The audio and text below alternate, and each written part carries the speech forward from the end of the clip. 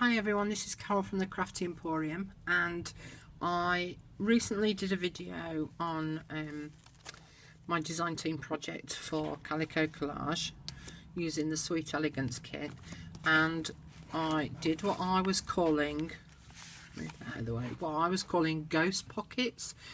I don't know if they've got another name or if anyone else has done anything like it, but I was asked to do a bit of a tutorial on how I did this.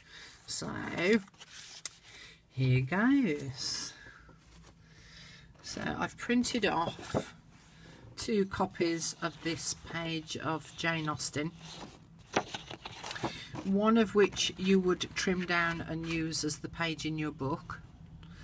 And let's just say that I'm going to put a pocket on this particular part of the page. If I went ahead and chose, say, this to form a pocket to go onto this particular page, and as if by magic, here's one I prepared earlier. If I stuck that onto the page, as you can see, forms a great pocket, but it blocks out all of that image. So all of that lovely image has now disappeared and you can't see it. So what I did was, with my second copy, and this one wasn't as if by magic, but let me just cut this bit out. So I'd normally cut this out on my paper trimmer and not with my scissors, because even though I can cut fairly straight as a straight line, there's no guarantee that this is always going to work. So let me just rip that bit off. So as you can see, it's a complete repeat of the same page, and I'm going to tear down here. So basically tear off that corner part of the page, and this has been printed onto cardstock. And then I would get my distress ink, and in this instance I'm using Vintage Photo, and then I would just distress the edges, because if I just sat that on top, it's not always completely visible, which is, you know, fine if you want a bit of an invisible pocket, but when you're putting something inside it, it's going to show that there's a pocket there anyway. But this just does give a little bit of definition to the edge.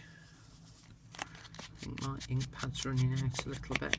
I think it wants topping up, but you'll get the gist, you'll get the idea. So I would ink all around the edges, and then I would get my trusty glue and place my glue around the 2 sides on the back. I won't be able to do this now, I'm holding it in mid-air. Let's lay it down, do it like that, there we go.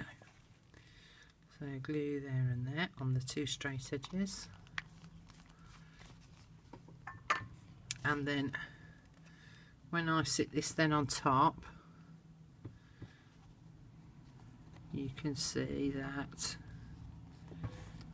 you've formed a pocket that still matches up with the pattern underneath, so that you still get the overall view of the page, but now you can still see the image and still have a pocket. So then you would get something to sit inside of there. Now the other thing that you can do, so this isn't going to stick now, come on, stick, is the other part of the page that's left. What you can do with that is, if we trim that bit up there and trim that bit up there, cut that bit off, and that bit,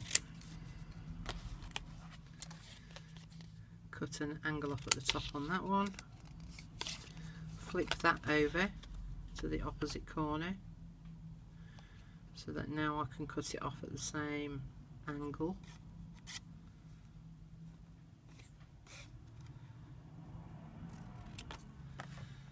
And then I could punch a hole in the top, and I've got a tag that if I sat it in there, can you see, look, can you see that man? I can get a bit closer.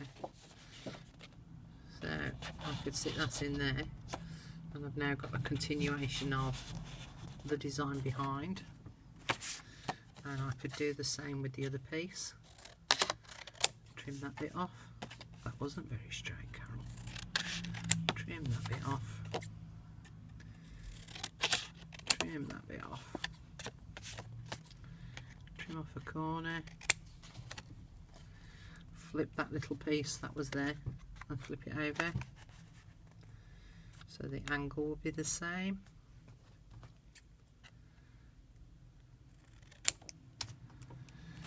And you've got another tag again that matches up. So again, we could slot that in there. And now you've got two tags in there that don't really stand out, that they're definitely there. And they blend in with the background paper as well. So that's as simple as it was, really. So it was just a case of doing two copies of the same page, cutting one part out, sticking it directly on top of the other. And as I said, I'm calling it a ghosting pocket. I don't know if it has got another name, if anybody does know, or if anyone else has done a tutorial on this previously, please let me know.